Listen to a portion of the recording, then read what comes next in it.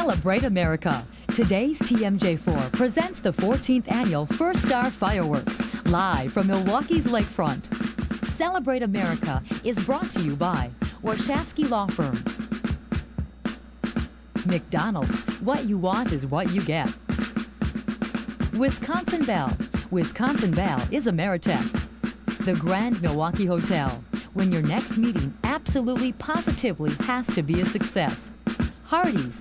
Are you ready for some real food? Chevy Trucks. The most dependable, longest lasting trucks on the road. And by Pick and Save. When it comes to price, we're talking low. Now here's your hosts, Mike Boucher and Carol Meekins.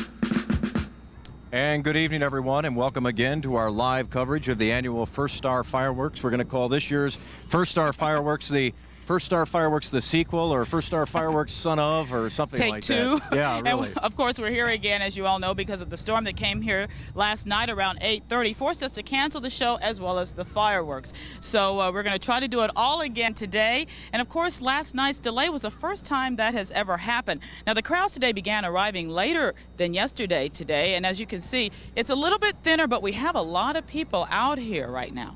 Yeah, the crowds really have been late arriving, and I think that's because a lot of people obviously have plans on the 4th. A lot of people gear up for the 3rd, but the bonus on all of this is, of course, is that we have fireworks on the 4th of July this year. And a lot of people really are a little bit fearful of the weather because, of course, we are still hearing that there is a chance of some rains coming down. In fact, there's a little light sprinkle going on right now. We're going to check in with Barbara Conrad right now, who's at our weather center. Barbara?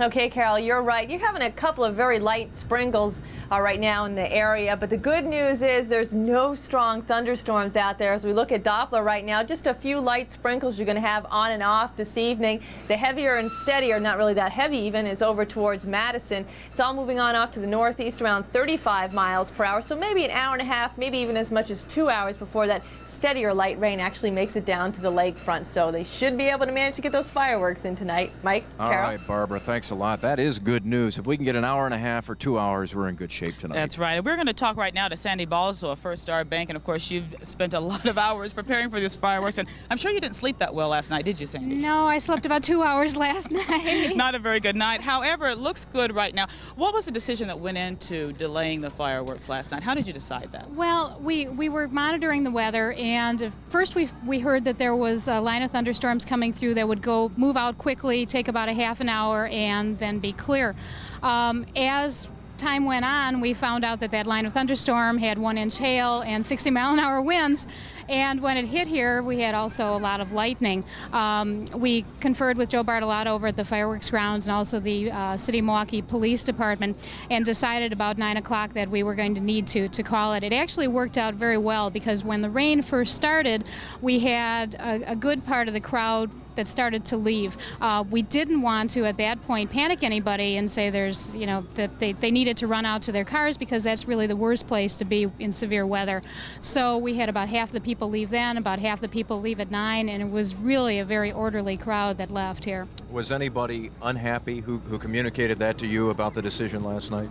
Not really. It's surprising. People, I think a lot of what makes the First Star Fireworks is coming down here, camping out all day with your family, playing volleyball, and they got all that in before the rains came about 8:15 or so. So I think a lot of the people who were down here were happy. They were disappointed that the fireworks had been called, but a lot of them are back here tonight. And the safety of everyone is of paramount importance. That's right. We cannot take chances. Fireworks are wonderful, but when it comes down to the safety of the spectators down here, that's number one. Well, Sandy, I think it's going to go, and we thank you for joining us tonight, and Thanks again, good luck. Yeah. Thank you. Thank you. Now, we're going to go right now to what they call the War Zone, and Joe Bartilata of Bartilotta Fireworks. Yeah, Joe, we're going to find out now. Are you ready after what happened last night? Was there any damage to the fireworks? How are things shaping up tonight? Well, we've checked everything out, and right now it all looks good, Mike. We took the tarps off a little while ago, hoping to let this wind dry things up just a bit, and then we started getting a few of these light showers, so the tarps went back on again. But everything that we checked out looks good. Yeah, and a lot of the people were wondering, when you'd made the decision not to have the show, did you think that at any time last night we could have had it, had we waited? Well, yeah, if we would have waited maybe till, let's say, 10 o'clock or so, we might have been able to get it off. I mean, we knew it was coming through and clearing up, and we had the fireworks all protected. We had really no problem with that, but when Sandy and I got together, and then I had a police sergeant from the Milwaukee Police Department right down here on the field with me at all times, we decided that for public safety, I mean, I have to agree with the statement that Sandy made. I'm in the fireworks business. I love to do this job, but we needed to get the people out of here in an orderly fashion with the weather that we heard was continuing to come on in this storm line. Joe, you talk about loving to do your job. Tell us about some of the things we're going to be seeing tonight. Well, we're going to see an awful lot of new things tonight. We have, first of all, as I was explaining to your cameraman down here, Pete, who's a slight bit disappointed now, the old war zone as it once was known really is no more. The Bartilottas are showing tonight a little more of 20th century technology. Really? We aren't going to be seeing anybody loading any shells tonight or anybody running back and forth. This entire show, every shell that is going to be shot tonight is in place right now. And I understand, Joe, we have a lot of miniature finales tonight. We're going to have about 10 miniature finales. The show is going to start out with highlighting some of those new shells I was talking about from China. And we're going to display our new First Star Fireworks logo this year. And during the display, we'll have about 10 little finales. Joe, we got to run here, but quick question. If it's raining lightly like it is now, you can still go ahead with it? We can go. This type of rain now won't hurt us. All right. Joe Bartilotta down there on the lakefront. Looking forward to it tonight. That's what we like to hear. Now, about 500,000 people yesterday were driven from the lakefront, and a lot of those people came back here today. Including our very own Mike Strelo, who is out there with the crowds today. Michael? Well, Mike and Carol, as you might expect, plenty of good seats still available on Veterans Park. People who've come down here tonight are prepared. I see a lot of umbrellas and raincoats in the crowd. Now, unlike yesterday morning, this morning the lakefront was a very quiet and lonely place. Nature's fireworks stole the show and left spectators soggy. Armed with kids, coolers, and chairs, thousands ran for cover. Instead of oohs and ahs, oh no's filled the air. Last night, soaking was apparently still on the minds of people late this afternoon. Veterans Park was virtually empty. Ringside seats were everywhere. Even this food vendor was considering packing it up. Totally relying upon the weather, you know. If it rains, we're out. But another vendor plans to stick it out even though business will be way off. There's nobody here. Last night it was just packed. There was people all over. Despite the gloomy weather, there were many signs of patriotism and optimism. I was telling the kids, you know, they got the whole park to run themselves, and they're worried about the rain. It's not going to rain. It's going to blow right over.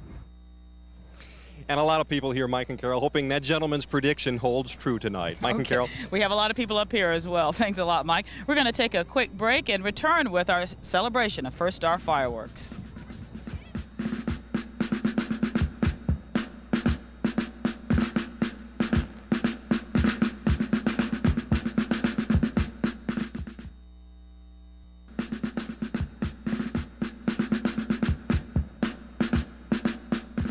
Once again, you are looking at a live picture of Milwaukee's lakefront. As you can see, there are still a lot of open spots out there in the green areas on the lakefront, but frankly, it's turning out to be a pretty nice crowd. It was very small when we got here tonight, but right now, as you can see, a lot more people are arriving, and I imagine since we don't start till 9:20, Carol, a lot more will be here. It's a very pleasant night, too, out here as well. You know, we're celebrating the Declaration of Independence, and we hear a lot about how American businesses have to compete in the global economy. Well, a lot of people don't realize that many Wisconsin businesses operate worldwide, and some of the products that are made here in Wisconsin are actually seen all over the world, and some you may not have thought about. And we're going to feature some of those tonight. We're going to begin with probably the best known. It's the dairy industry, and you know, the family farm has changed dramatically in Wisconsin, and so tonight we're going to begin with Ann Ballantyne taking a look at the family farm of the 90s.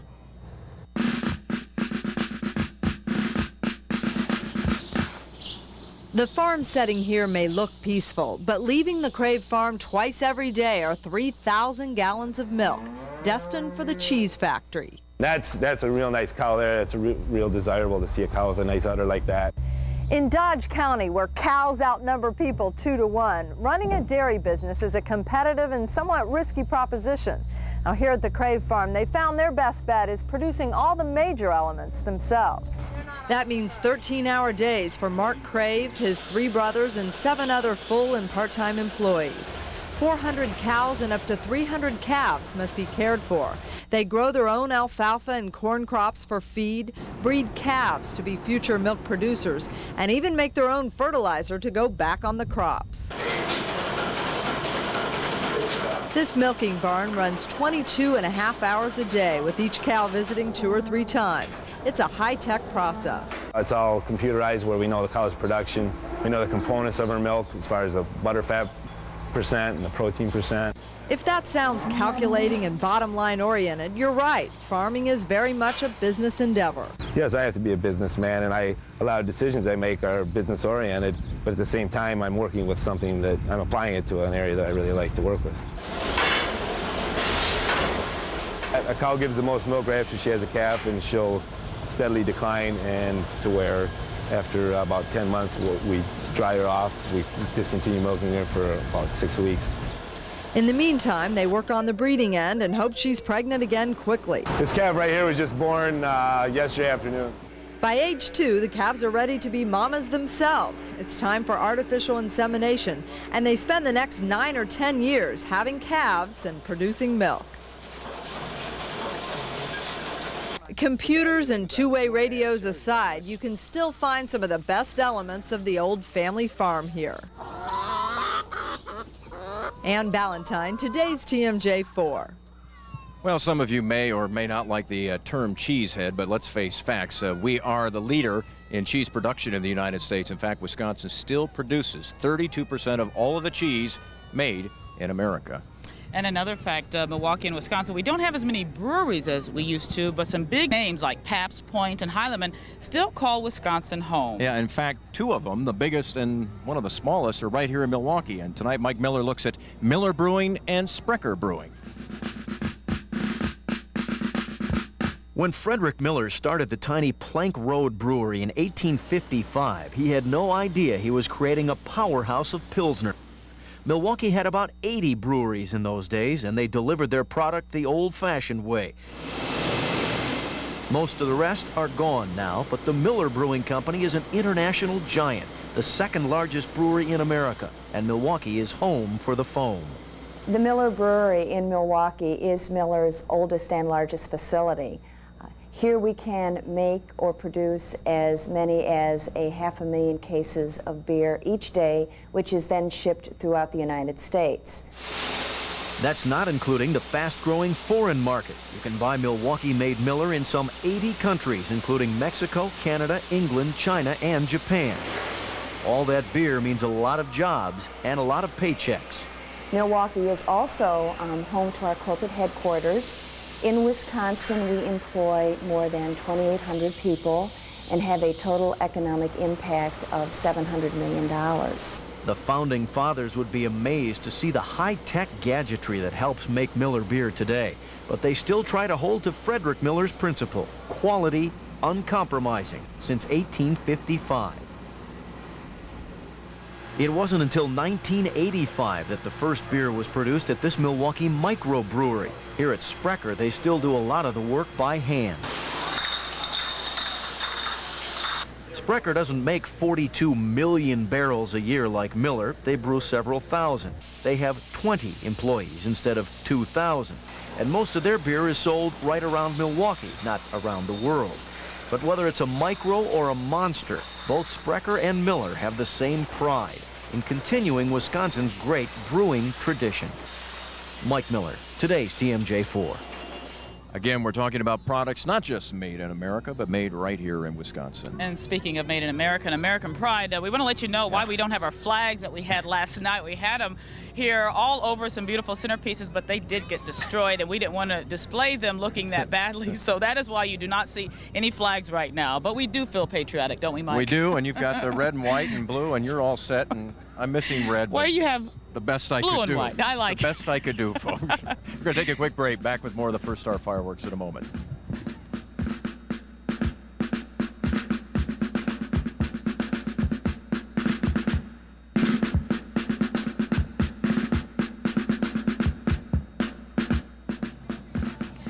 Our countdown to the First Star Fireworks continues, and as you can see, some people have umbrellas, but the rain is beginning to subside a little. Yeah, just a few raindrops out here. It's actually kind of pleasant tonight. Yes. You know, we are talking about Wisconsin businesses and products that are competing in the global economy as we continue to count down the First Star Fireworks. And we're going to talk right now about products from the tips of your head to the bottom of your feet, to your toes. Did I say that right? Yeah. We're going to talk about cost. They're not only inventors, but they're innovators, and Nancy Chandler tells us about that.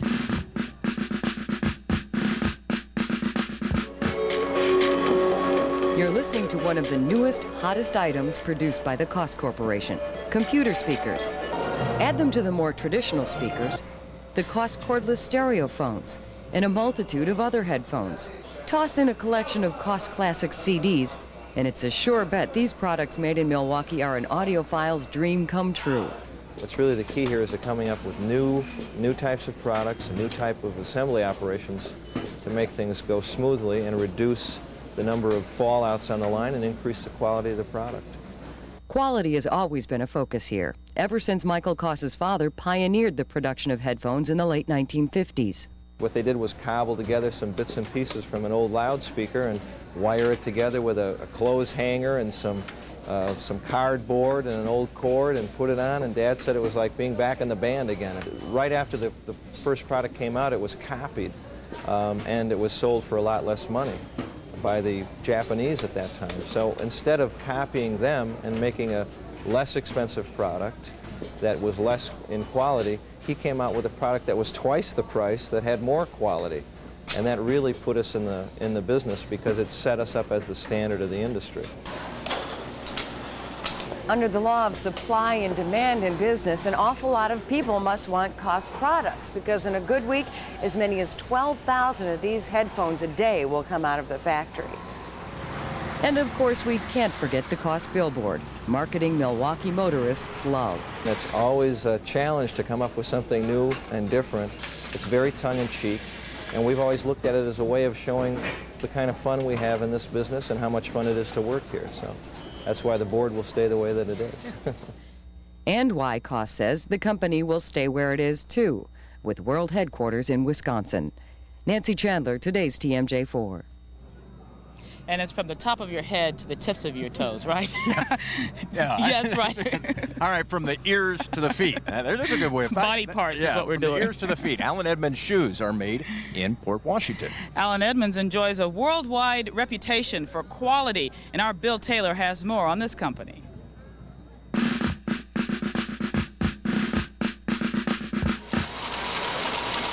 Alan Edmonds in Port Washington is the soul of the shoe industry. Last year, sales here totaled $48 million. The men and women who make them say Alan Edmonds are special. They are made without any steel shank or nails in the construction. They're actually completely sewed. They're what we call a 360-degree welt construction, which means that they're sewn all the way around, and they're totally flexible. After 71 years in the business, Alan Edmonds employs 350 Wisconsinites and another 100 around the world. Willie Bittner has worked here at the Port Washington plant for almost 52 years. Never drew one check of unemployment and never was laid off. So it's been very good to me. Alan Edmonds was recently named one of the 25 products the U.S. makes best. The manufacturer makes men's and women's shoes in a variety of styles. Our average retail price of Alan Edmonds shoes is about $230, although we do have stores in the Milwaukee area where we do sell factory seconds at 25% below that. These tan and white Edmonds are what the U.S. Olympians wore when they paraded in Spain. Edmonds made 200 pair for the Olympics. When Bill Clinton was inaugurated, he took the vows wearing a pair of Port Washington's best. Former Presidents Bush and Reagan are also customers. The president-elect at that time, Clinton, had ordered the shoes from him for his inauguration. So, you know, he was buying the shoes just through a regular dealer in Arkansas. Slick Willie's a paying customer. That's right. Part of the secret to success here for Alan Edmonds is the kind of leather they use. This is calfskin. It's imported from France and Germany. The people here say it breathes better and it lasts longer. Alan Edmonds' shoes enjoy a high profile abroad. Sales are brisk in Germany, France, Japan, and Italy. This Italian photographer came to Port Washington to cover the company for Dove magazine in Milan. Edmonds are also in the movies. Danny DeVito wore them in the film Hoffa, Dustin Hoffman wore them in Hero, and Clint Eastwood will sport them in his new movie In the Line of Fire. All of this fame for a little company in Port Washington that's growing and proud to be in Wisconsin. Bill Taylor, today's TMJ4. And we have plenty of companies here in Wisconsin, and don't forget we're also home to Jockey International in Kenosha and Oshkosh B'gosh. A product that is made in the Fox Valley that gets people out of hot spots. We're going to have that story when we return as we celebrate our countdown to the First Star fireworks.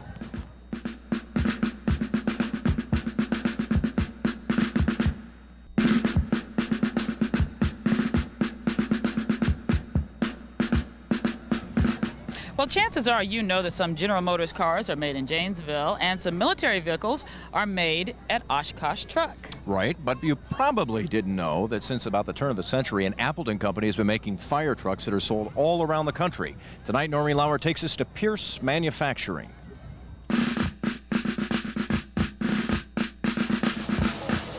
Chances are you've probably never given much thought to the fire truck, unless, of course, you've been victimized by fire.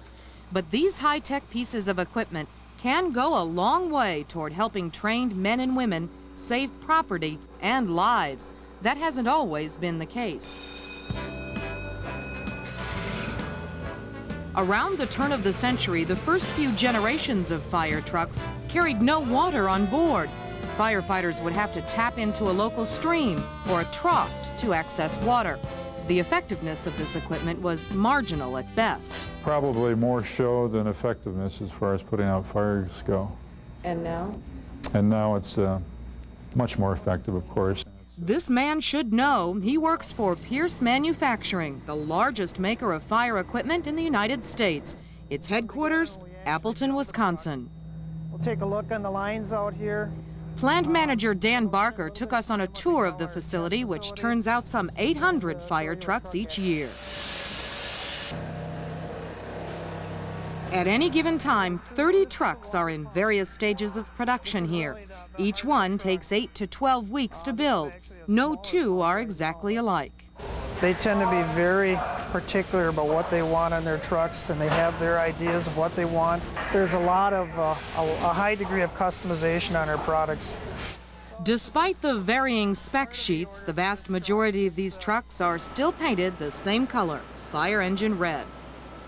Once the assembly is complete, Pierce tests its trucks on site, and assuming all the bells and whistles are in working order, the finishing touches are added, including logos from fire departments all over the country. But on each and every one is the Pierce Manufacturing logo, made in Wisconsin. In Appleton, Noreen Lauer, today's TMJ4.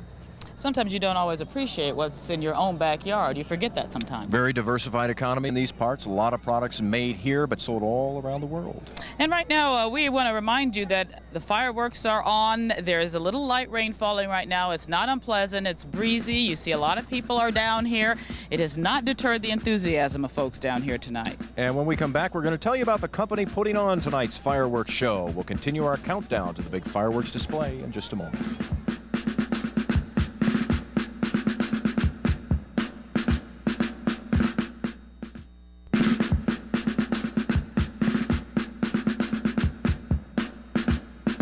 Here at the lakefront, a lot of people are gathered, and as you can see, the boats are still in the water, but it's very pleasant out here. A nice evening. Yeah, no major problems out here tonight as opposed to last night at about this time. Yes, a lot nicer than last night. Yeah, the fireworks are now still about 18, 20 minutes away, and we are now going to go out and talk to some of the folks out on the grounds. Our Mike Strelo has been visiting with them tonight. Mike? Well, Mike and Carol, I think the mood tonight is bring on the fireworks, right, people?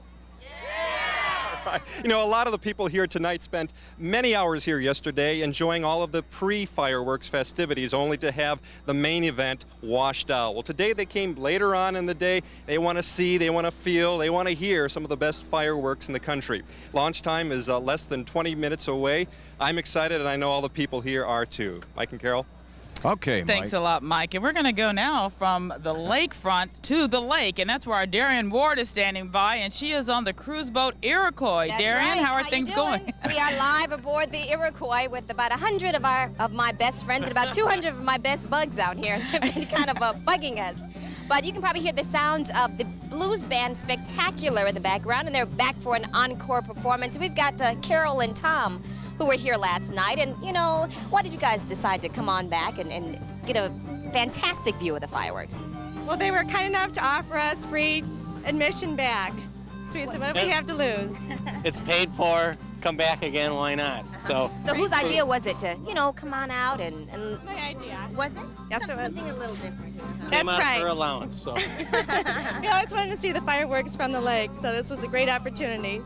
We should also say that the captain, Roger Chapman, he's been navigating things for us, and he decided to let everybody come back on board again because, you know, everything was canceled yesterday, so we're back having a good time, and we're ready for the fireworks to begin. Back to you. Well, Darren, you were out, though, on the boat in the storm. What was it like? I know that it wasn't a very easy time for you. No, I just bent my legs and just shifted. How was your stomach? How was your stomach last Actually, it night? was okay. I'm one of those people, you know, until I see it lightning right in front of me, I'm going to stay right there.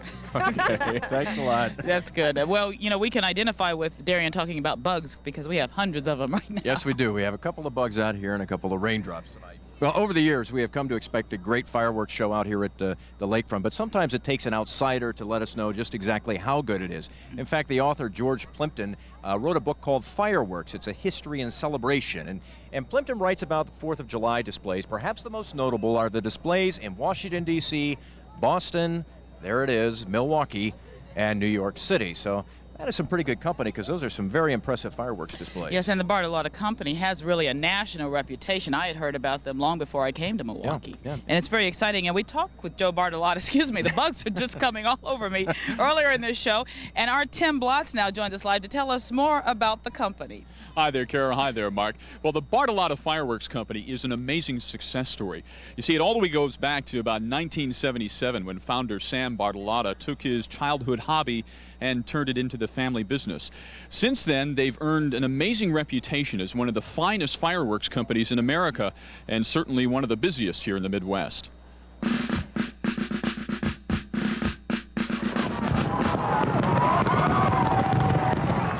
During the next 48 hours, the Bartilottas will put on 100 shows throughout Wisconsin and Illinois. Preparing those shows is now a year-round process, and it's all done with one goal in mind: to entertain. We consider ourselves to be in the entertainment business. You know, our job is to go out and entertain those people that are out there for 20 minutes or so. But behind every 20-minute show is hours worth of work on everything from mortars to ground displays. But this is very typical of what you will do for many of your 4th of July shows around the country. Yes. This weekend, correct? Yes. Right. The 4th of July shows, you know, some shows have themes. Well, 4th of July shows are typically very patriotic in nature, with the American flags, with the Statue of Liberty, the Liberty Bell, whatever is patriotic. So this time of the year is when we spend a lot of time making these for all the displays that want them. And more people do want them. To keep up with demand, the Bartilottas now have sales offices in Green Bay, Chicago, and San Francisco. The growth has been good for workers such as Tony Gazzana, who's been with the Bartilottas since the 70s. More frames to make, more shells to make. Keep us going, boy. As the Bartilottas have grown, so too have the size of their shows. In fact, now they have more shells than ever before. That's because they're importing 100,000 pounds of shells from China. We're able to put more shells in the show, and we're able actually to add a little bigger variety, because the Chinese were one of the inventors of fireworks. They've been making it for, you know, hundreds of years. And they offer so many different designs in their fireworks that it's not that American manufacturers couldn't do it, it's just that you get kind of wrapped up in your business in what you're good at making, and you don't do as much experimenting as what you could be doing. The bottom line is this year's shows will have more variety, in addition to color and the famous Bartilotta sound. It's a lot of work, But in the end, company founder Sam Bartilotta says it's all worth it. We get our reward after the show when we hear the people. We've got 500,000 people yelling and clapping. That's the reward we want.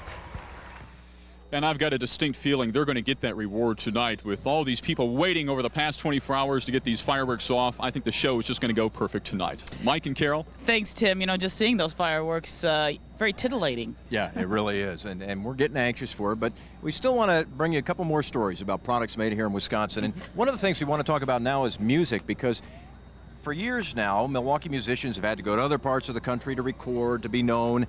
But that's not true any longer. In fact, a lot of people are recording their music right here. And tonight our Nancy Chandler introduces us to Peter Buffett. He is a musician who writes his music here and records it right here in Milwaukee.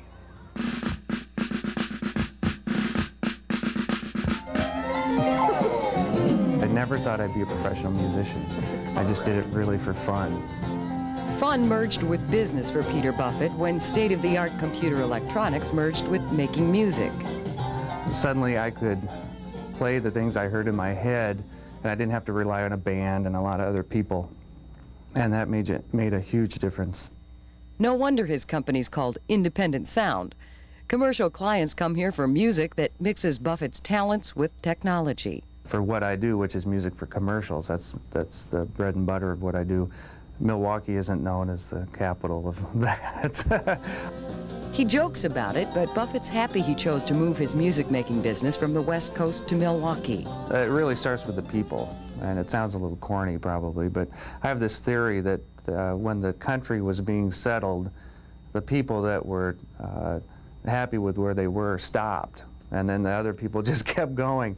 And you find in the Midwest, people that are comfortable where they are, and they're friendly and aren't looking for something bigger and better.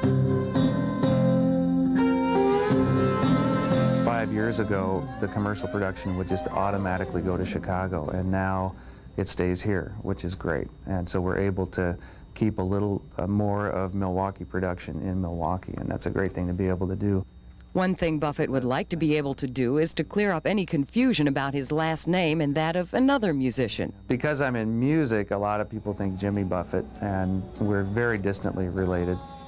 A much closer relative, his father, is financial wizard Warren Buffett. Being a billionaire's son can be a big challenge. Music is a great leveler in that way, and I'm really glad that's the business I'm in, because if I was in investment banking, it would be horrible. You could not live under that shadow if I was in any similar business. The most frustrating thing is that people don't think I'm doing what I'm doing on my own, that somehow I cash these magic checks every month or something, and couldn't be further from the truth. The truth is, what makes Peter Buffett who he is the music he makes in Milwaukee. Nancy Chandler, today's TMJ4. And it is interesting, Carol, that a lot of musicians now are staying here to record, and there are some top-notch producers who live in Milwaukee now who can record these bands. In fact, as a former musician myself, yeah. I have a lot of friends who said they would have loved to have stayed in the business if they could stay in the town that they wanted to live in and not go to New York or L.A., because that's not everyone's fantasy. It certainly wasn't mine. Absolutely. So, well, the motorcycle that made Milwaukee famous. We'll have that story for you when we continue our countdown to the First Star Fireworks.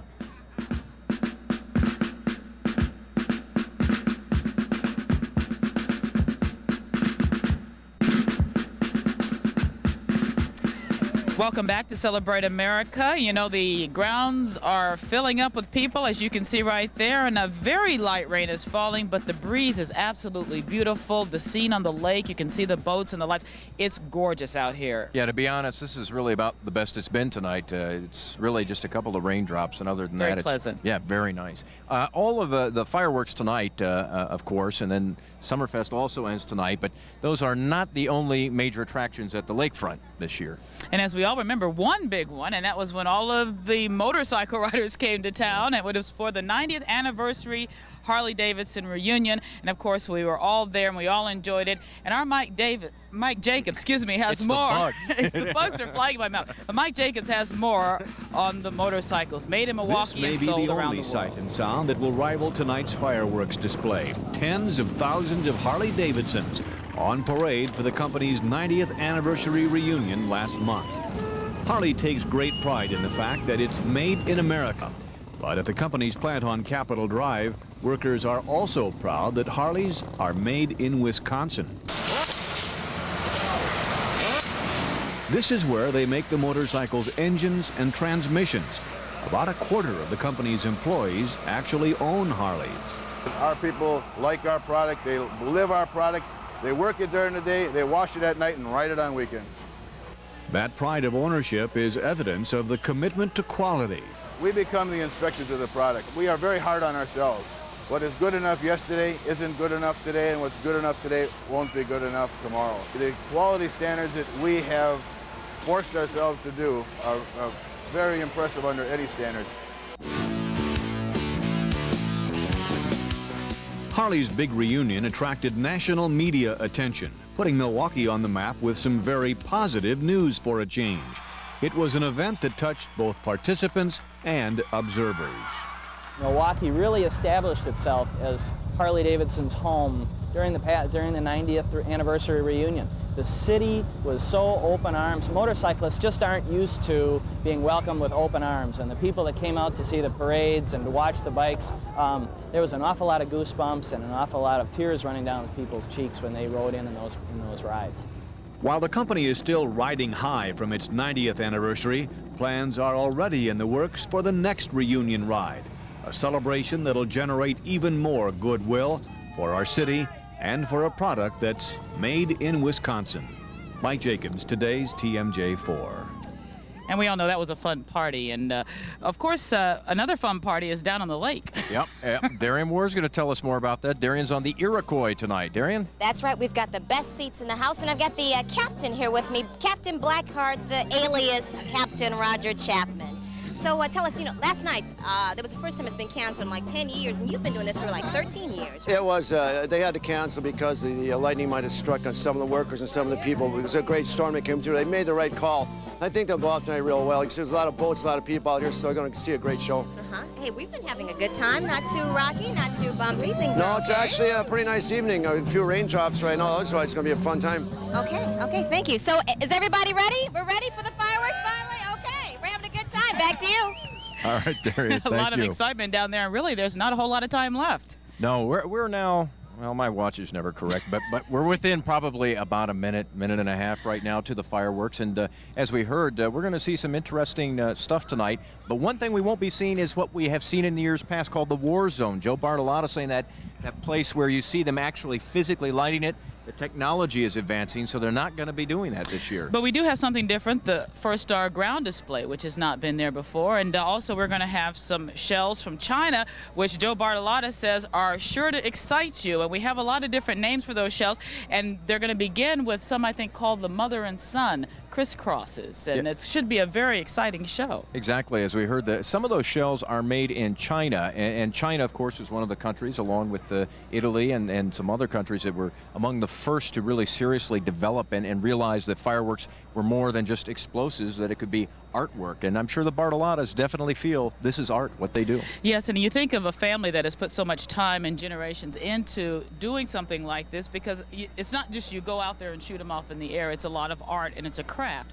So it's very exciting to have them right here in Milwaukee. Yeah, we also have Tim Blotz. That's exciting to have Tim Blotz right here in Milwaukee, too. Let's go out to Tim now. Tim? It's exciting to be here, especially after last night. I felt like Gilligan after the storm got rough for a while. And you know what? It looks like we're just starting to go off now, Mike and Carol. You got it. And we heard the blast. The crowd is yelling. And we're going to take a quick break and come back. No, we are not going to a commercial. Excuse me. In fact, I think we're going to bring these to you commercial-free tonight. No interruptions. Not one commercial. Okay. Here we go.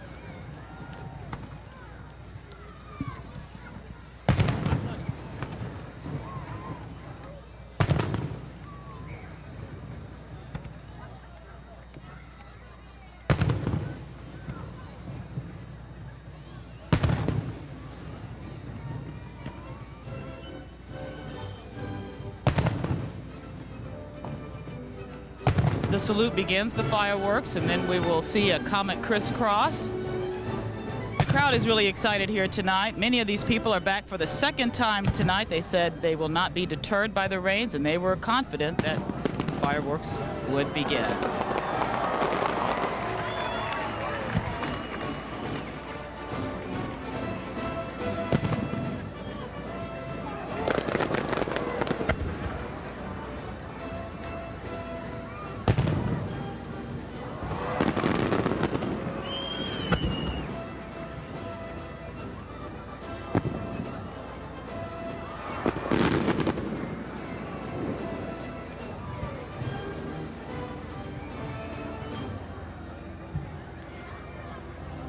One of the things, as you may have heard Joe Bartilata say earlier this evening, is you will see a number of mini finales. You will see a number of different times where it would appear to be sort of working toward a climax with the fireworks, and it is not the end. And there's the ground display you're talking about, That is Carol. beautiful.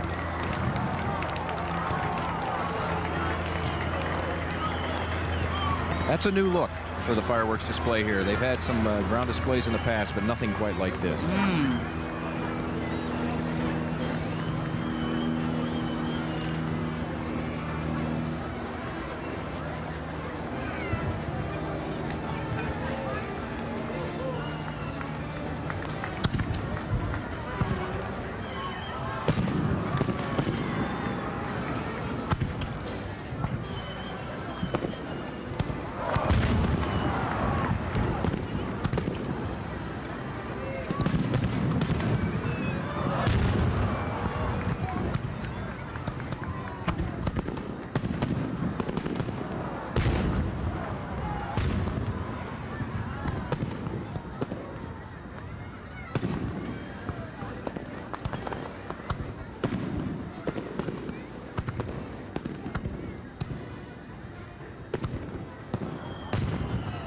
Now there was a look, that's the area that used to be the war zone where they would physically light these, but no more. They're shot off with a little higher technology now.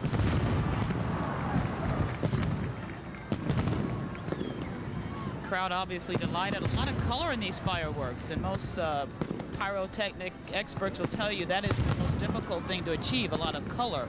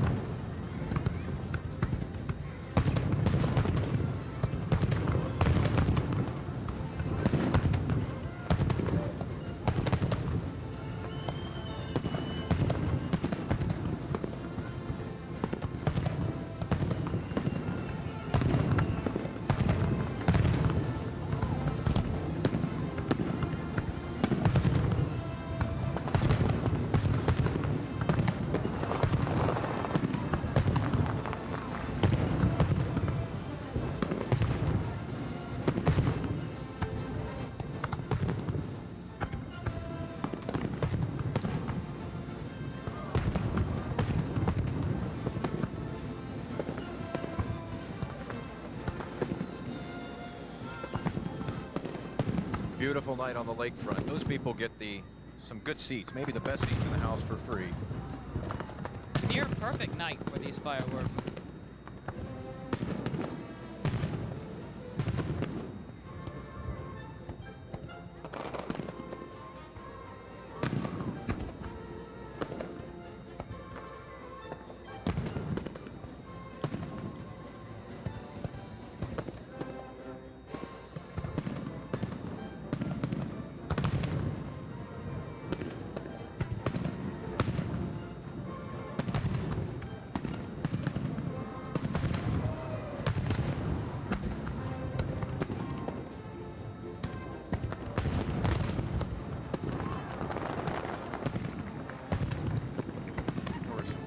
Sitting right along the lake watching fireworks. I think the kids like the loud ones the best because they clap every time they're really loud.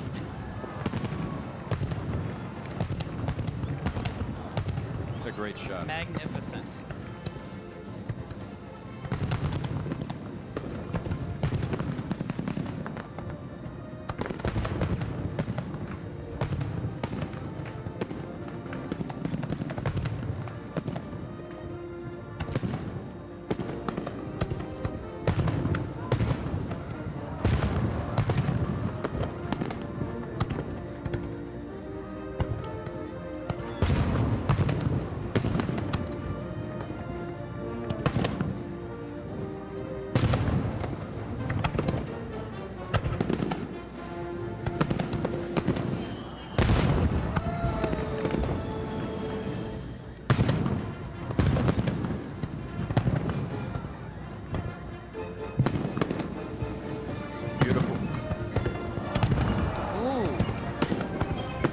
stood up for that one. That's a beautiful view, too, from out on the lake. A lot of boaters out there enjoying that sight tonight. We've got some patriotic music down here on the lakefront, courtesy of the Milwaukee Symphony Orchestra.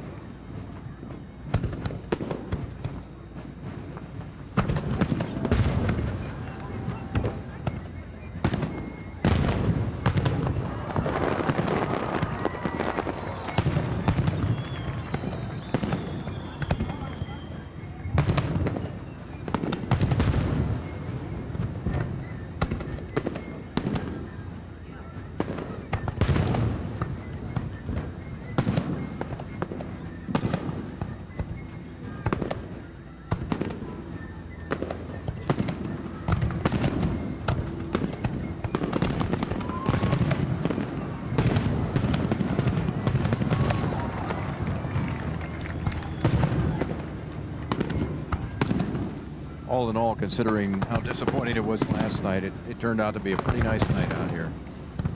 Mother Nature's done a wonderful job for us tonight.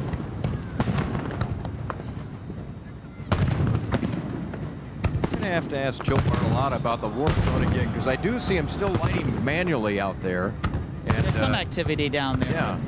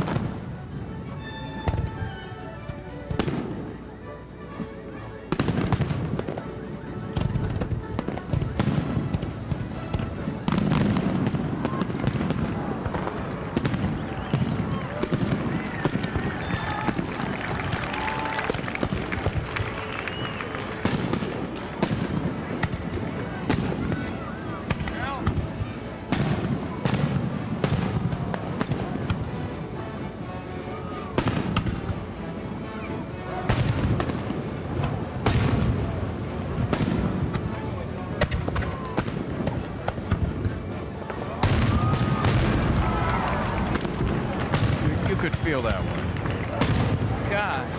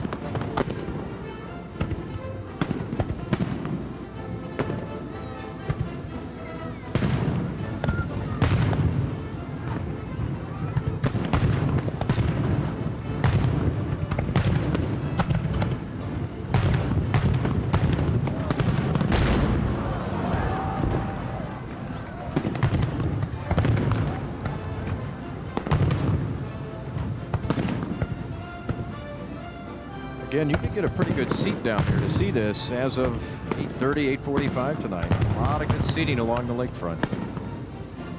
Well, no one will walk away disappointed tonight, Mike, that's for sure.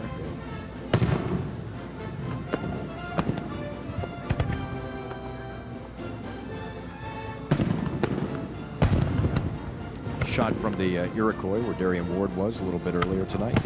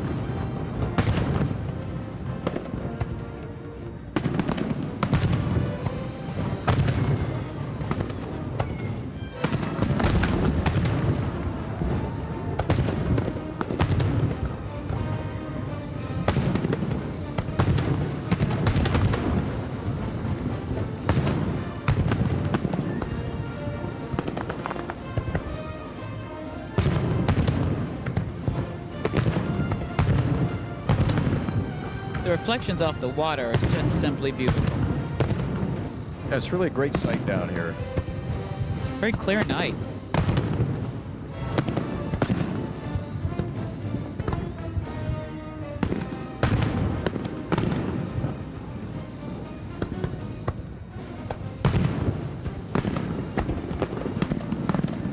The downtown office buildings and apartment buildings become reflections of what's happening about 200 yards away.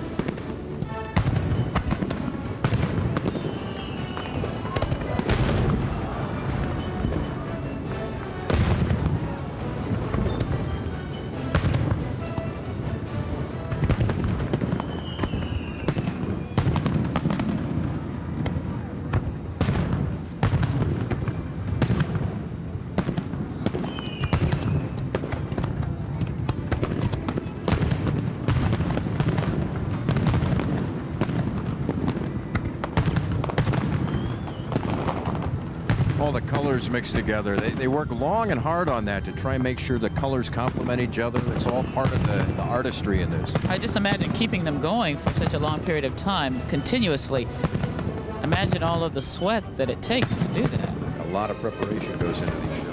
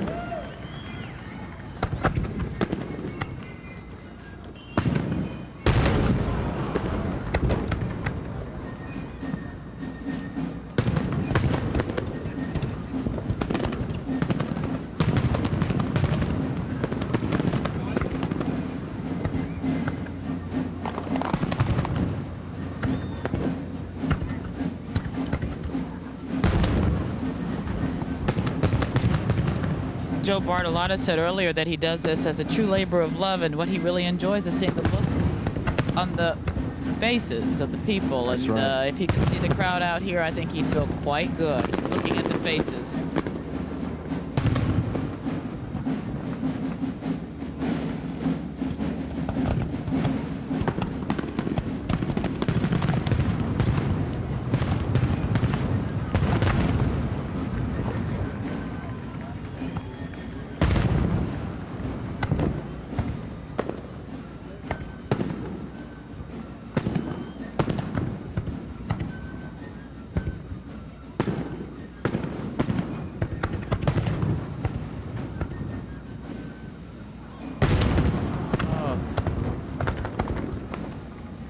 Again, you're looking at a live picture from out on Lake Michigan. The fireworks being fired from just slightly northeast of the War Memorial.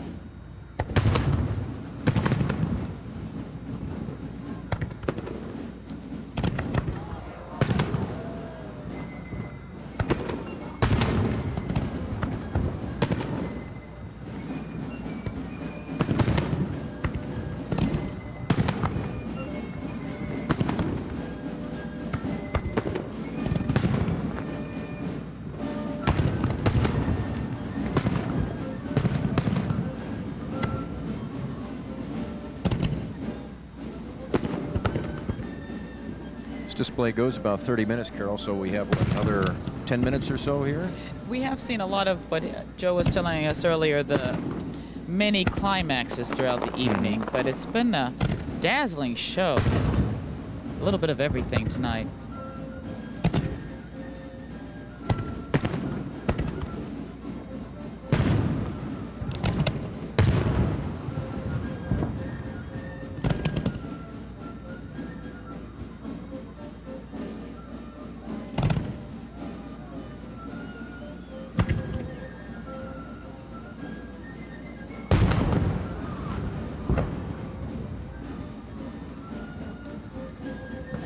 Again, these fireworks had to survive last night's downpour out here and a little bit of light rain again today, so had them well protected for what he said. Yeah, well, there was some concern that some could have gotten wet, but yep, luckily that didn't happen.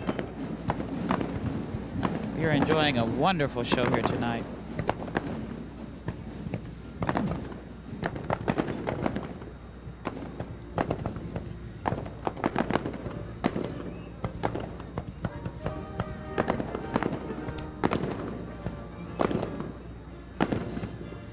Picture of the war zone you just saw.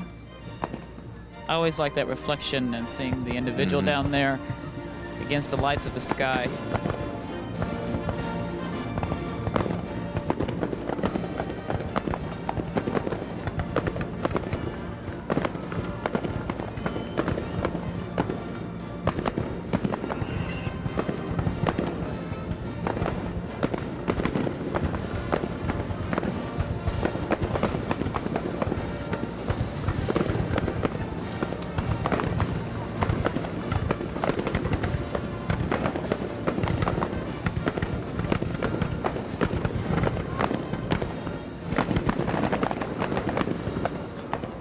Occasionally, if we're lucky tonight, we see blue, the color blue in the fireworks. That is the most difficult color to produce in a fireworks display, and when people like Joe Bartilotta are able to do that, they're pretty excited about it. We've seen it quite a few times tonight, Mike. Yeah. With red and blue.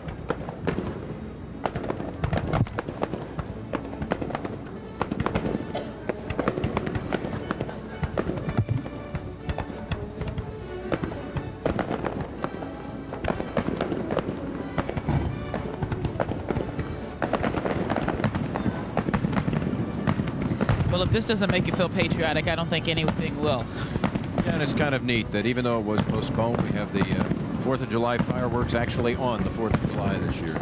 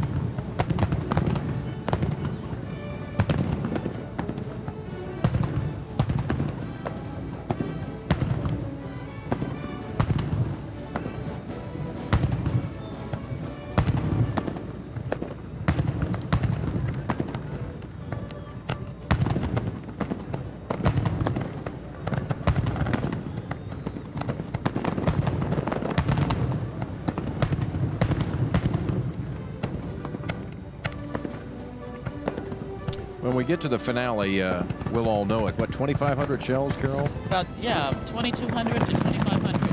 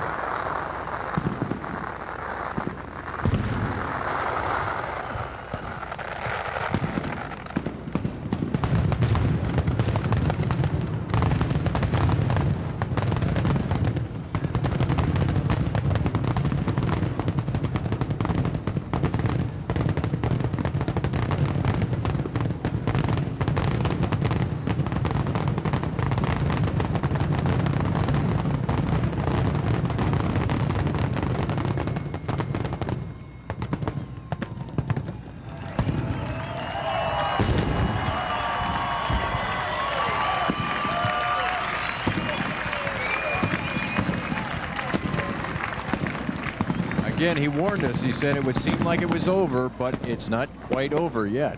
Crowd is going wild down here.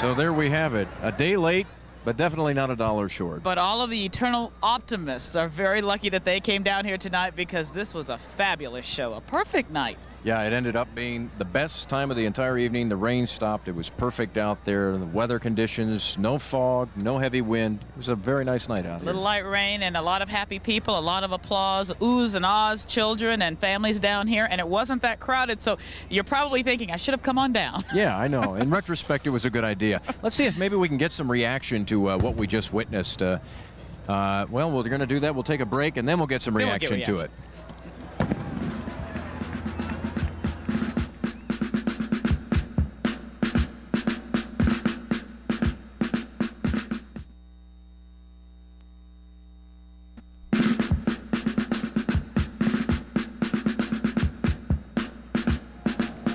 Welcome back to our First Star Fireworks celebration, and I know that all of you enjoyed those as much as we did, because they were truly dazzling. We're going to check in and get reaction from everybody who's out here, and our own Darian Ward is down on the Iroquois.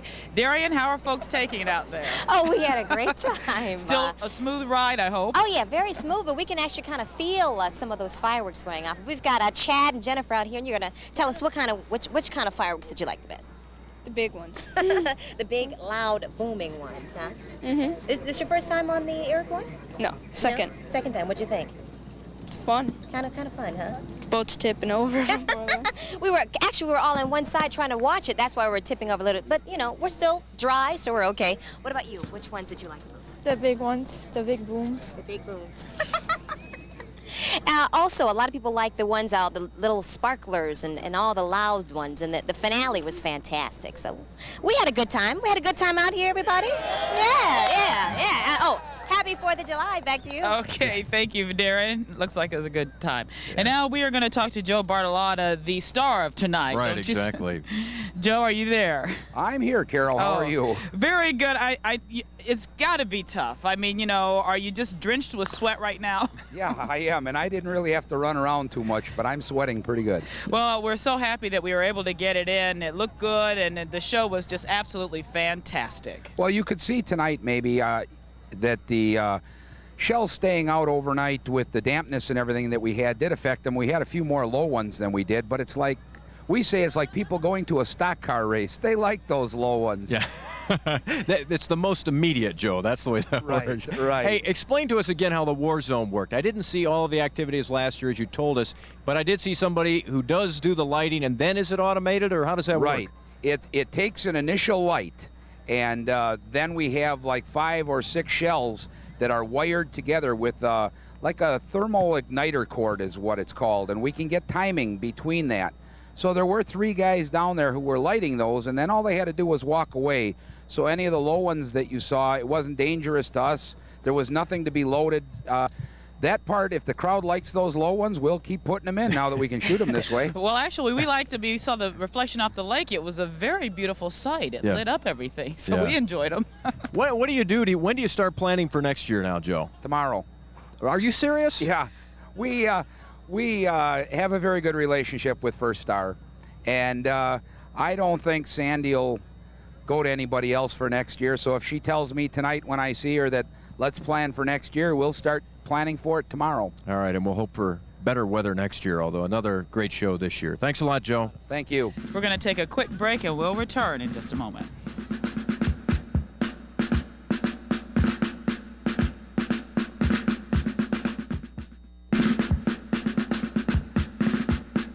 Well, one of the good things about coming tonight, the postponed fireworks, look at traffic. Now, that is not too bad. People are right now leaving the lakefront.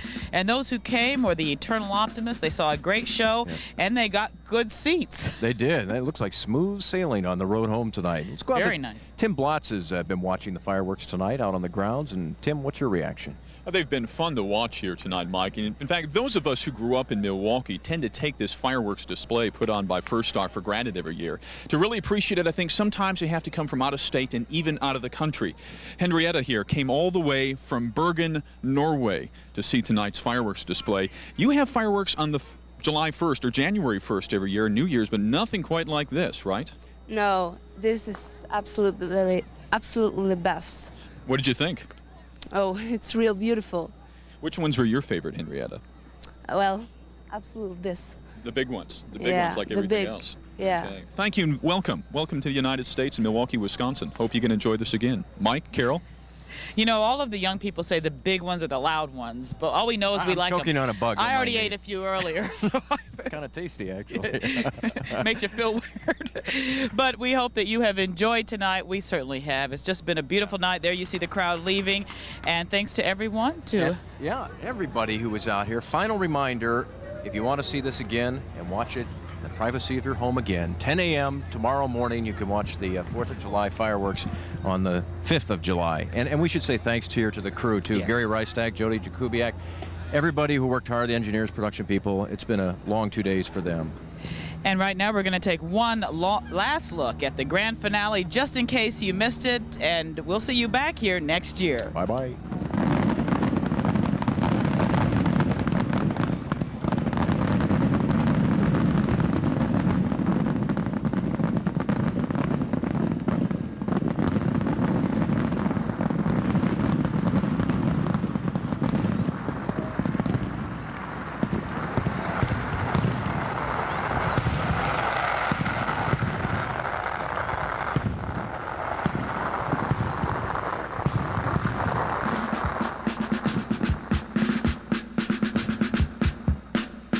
Celebrate America, the 14th annual First Star Fireworks, live from Milwaukee's lakefront.